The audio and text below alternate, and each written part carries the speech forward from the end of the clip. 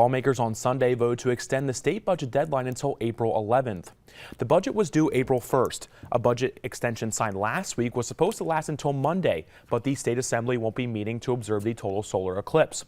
Local lawmakers say issues like retail theft and housing are causing delays on the budget being approved, which is also delaying funding for schools. After a third budget extender, North Country Assemblyman Ken Blankenbush in a statement said, quote, "The most upsetting part is the complete lack of urgency shown by the Democrat members. We need to stop dilly-dallying and finish this budget."